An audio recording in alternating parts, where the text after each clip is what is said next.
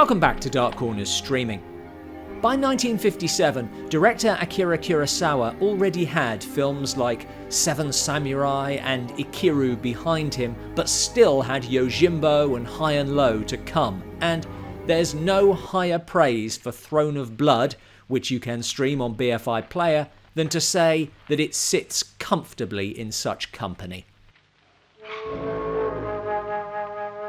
Kurosawa had originally planned his adaptation of Shakespeare's Macbeth, relocated to feudal Japan, some years earlier, but wanted to avoid comparison with Orson Welles' 1948 film, and the delay may have helped.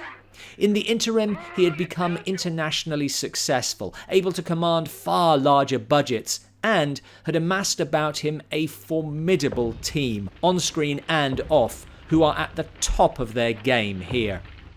It is perhaps the most stylised of Kurosawa films, opening with a chorus setting the scene, nodding to the story's theatrical antecedents and to the inspiration of Japanese No theatre, which underpins the movie's style. Weather always plays a significant role in Kurosawa films, and here the mist itself seems to waft us back in time to meet Toshiro Mifune's Macbeth substitute, Washitsu, and his friend Miki, played by Kurosawa regular Minoru Chiaki. This is a film of contrasts, veering from kinetic pace to shocking stillness. The extraordinary performance of Isuzu Yamada as Lady Washitsu was again inspired by No theatre, with Kurosawa encouraging her to emulate the masks worn by No performers, while her encroaching insanity becomes almost a dance.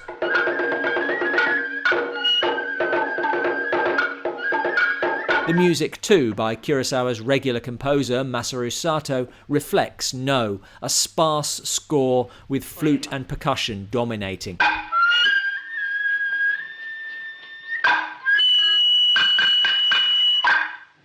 There's contrast in the characters too. Washitsu is all action and energy, Mifune at his full-blooded best.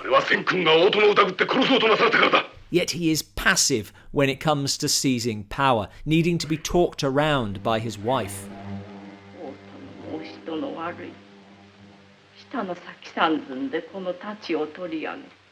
Who is almost static and yet utterly driven.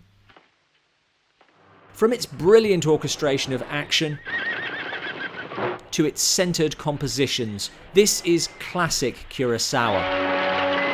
But it's also pure Shakespeare. The key scenes are all here, but as with all the best adaptations, it's more to do with fidelity to the spirit of the story. It's not just that feudal Japan, with its obsession with loyalty and internecine fighting, is an ideal setting for Shakespearean tragedy. It's that Kurosawa gets the psychology behind it. This is one of, if not the greatest Shakespeare adaptation on film. But what I think is often ignored about Throne of Blood is that it is also a great gothic horror film. With its floating torches, forests filled with piles of bones, one of cinema's eeriest witches, and its obsession with fate. More than that, it creates an atmosphere of tension and mania most horrors can only envy.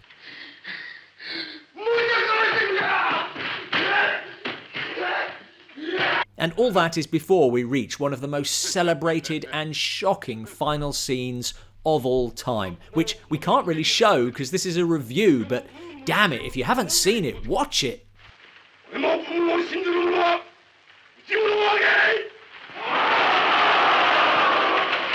Kurosawa made 3 Shakespeare adaptations, each very individual, making a fascinating trilogy that we might do a video about one of these days. It's kind of off-brand for us, but when something is this good, you want to talk about it. Thanks for watching. From word-for-word takes like Kenneth Branagh's Hamlet to Disney's The Lion King, what are your favourite cinematic takes on Shakespeare? Let us know in the comments below.